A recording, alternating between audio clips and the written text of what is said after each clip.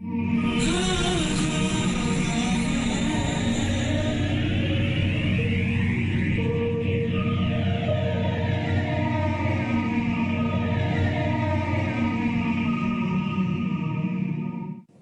سبحانه وتعالى جعل العقلاء ثلاثة.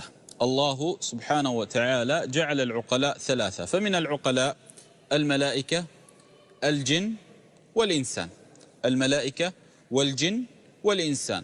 والله سبحانه وتعالى لما جعل العقلاء ثلاثة جعل في الجن والإنسان مبدأ الشهوة والذنب، لكنه لم يجعل في الملائكة إلا الطاعة له سبحانه وتعالى، ولم يجعل بهم الشهوة ولا شهوة الطعام ولا الشراب ولا إلى غيره، بل جعلهم عباد وظيفتهم طاعة المولى سبحانه وتعالى.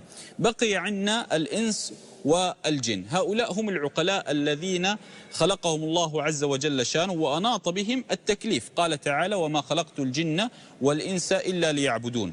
إذن بما أن الله عز وجل أمرهم بالعبادة مسألة، وجعل بهم الشهوة، فتارة تتنازع بهم ما بين العبودية لله وما بين الطبيعة التي هم بها. فمثل الإنسان كمثال ترى تأخذه العبودية لله، تحن الروح للطاعة فتجده تاب وأناب وآب لله عز وجل شانه. وتارة تجد أن الطبيعة البشرية تأخذه لشهواته فينظر فيكذب فيغش فيذنب فيعصي، وربما يقع في الكبائر التي حرمها رب العباد سبحانه وتعالى. إذن هذا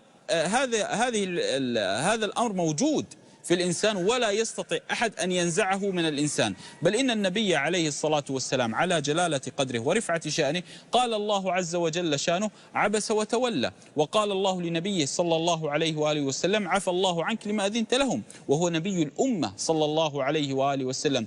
فما ظنك بمن هم دون محمد عليه الصلاة والسلام؟ إذن هذه الطبيعة البشرية موجودة في الإنسان، تارة يكون عبدا صالحا، وتارة ربما يكون شيطانا رجيما، لكنه يؤوب إلى الله سبحانه وتعالى.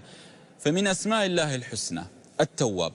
بداية لنعلم ما معنى التواب لكي يطمئن القلب. التواب أصلها من تاب آبه، ومعنى أصلا آبه هو الرجوع. معنى آب الرجوع، نقول آب محمد أي رجع محمد. إذن ما معنى تاب؟ معنى تاب أي أنه رجع. رجع عن ماذا؟ رجع عن غيه، رجع عن ذنبه، رجع عن ضلالته. يقتضي من تاب أن هناك أحد يقبل هذه التوبة، فكان الله سبحانه وتعالى هو التواب. فكان الله سبحانه وتعالى هو التواب. إذن عندنا أصل ألا وهو آب أي الرجوع، وعندنا من قام بهذا الأصل ألا وهو العبد تاب أي رجع، وعندنا من يقبل هذا الأصل ألا وهو رب العباد. لهذا من أسماء الله الحسنى التواب.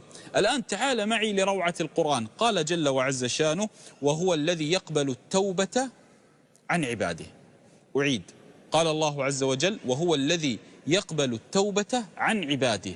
هذه الآية بها عجب عجاب. التوبة الأصل أن تخرج من العباد، فأصل الآية الأصل أن يقال: وهو الذي يقبل التوبة من عباده. لكن الله عز وجل شانه يقول: وهو الذي يقبل التوبة عن عباده. فلماذا عن؟ كأن التوبة يعني كانت عليهم عن، ولم يقل من أي مصدر التوبة. لأن نقول مثلا قبلت المال من محمد، أي من أين مصدر المال؟ من محمد. تقول قبلت مثلا العطر من فلان، من أين مصدر العطر؟ من فلان. لكن الله عز وجل شانه قال: وهو الذي يقبل التوبة، ما قال من، قال عن عباده. لماذا وضع عن؟ تعلم لماذا؟ عن عباده، كأن العباد قد ابتعدوا عن الله، يوجد مسافة، فقال الله عز وجل: وهو الذي يقبل التوبة عن عباده. ما قال من. الله عز وجل لا يريد المصدر، وإنما أراد البعد، كأن الذي يبعدك عن رب العباد هو الذنب. فكلما أذنبت كلما ابتعدت عن الله، كلما أذنبت كلما ابتعدت عن الله. فلما تخرج التوبة منك قال الله عز وجل عن عباده، وصف البعد. لهذا من عجيب المؤمن أنه إذا تاب اقترب إلى الله عز وجل شانه. واعلم أن الله عز وجل يحب التوابين سبحانه وتعالى، ويحب العبد الذي يلح بالتوبة، ويحب العبد الذي ينيب لله عز وجل. لهذا كان من أسماء الله الحسنى التواب، بمعنى أنك كلما تبت كلما قبل الله عز وجل شانه توبتك.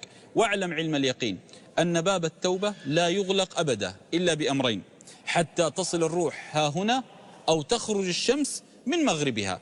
إذن الله عز وجل شانه فتح لك باب التوبة ولم يجعل له حد جل وعز. بما أنك تعلم الآن أن الله عز وجل شانه هو التواب، وأنه يقبل التوبة، وأن الله عز وجل شانه يحب التوابين، وأنك عبد تذنب وتتوب، فاعلم علم اليقين ما سمى الله عز وجل نفسه بالتواب إلا أنه يقبل التوبة، وباب التوبة لا يغلق بإذن الله.